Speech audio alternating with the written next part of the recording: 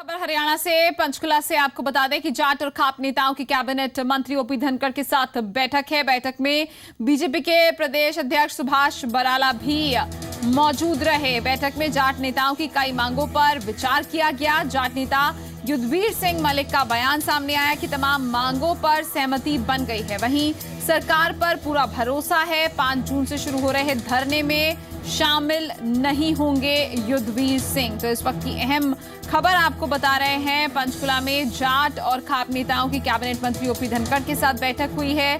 बैठक में बीजेपी के प्रदेश अध्यक्ष सुभाष बराला मौजूद रहे और साथ ही इस बैठक में जाट नेताओं की कई मांगों पर विचार किया गया है। जाट नेता युद्धवीर सिंह मलिक ने बयान दिया है और उन्होंने साफ कर दिया है कि उन्हें सरकार पर पूरा भरोसा है और 5 जून से शुरू होने वाले धरने पर वो शामिल नहीं होंगे।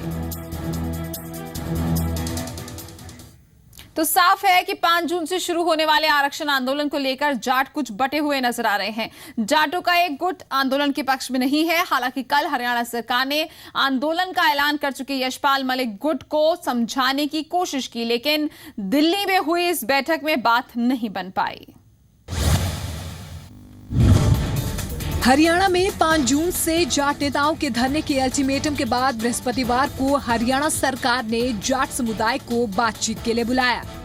दिल्ली में हरियाणा सरकार और जाट प्रतिनिधियों के बीच कई घंटे बातचीत चली, लेकिन इसके बाद भी सरकार जाटों को धरना न देने के लिए मना नहीं सकी।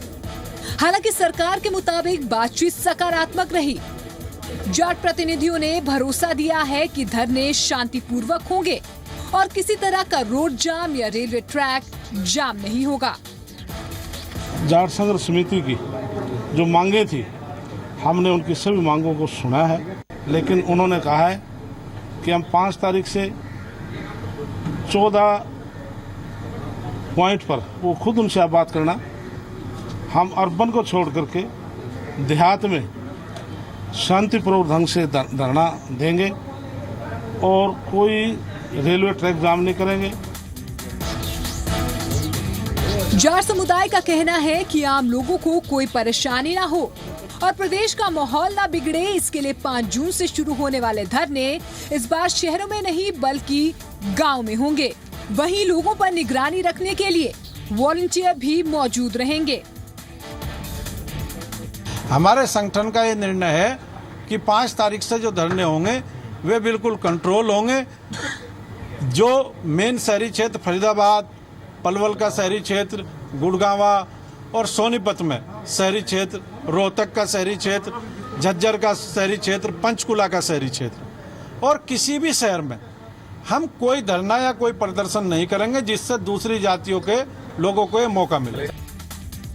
5 जून से हरियाणा में एक बार फिर से जाट समुदाय धरने पर जा रहा है। इस बार धरने की शुरुआत जींद के गांव झांझ से होगी। पंकज कपाही के साथ ब्यूरो रिपोर्ट, जी मीडिया, दिल्ली।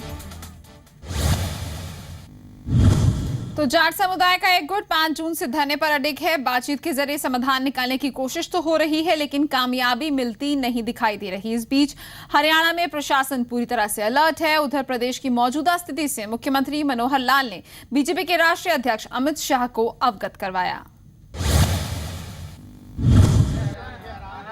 दिल्ली में हरियाणा के मुख्यमंत्री मनोहर लाल खट्टर ने पार्टी के राष्ट्रीय अध्यक्ष अमित शाह से मुलाकात की और जाट आरक्षण पर सारी स्थिति से अवगत करवाया। मुलाकात के बाद मुख्यमंत्री ने कहा कि हरियाणा सरकार जाट आरक्षण के समर्थन में है।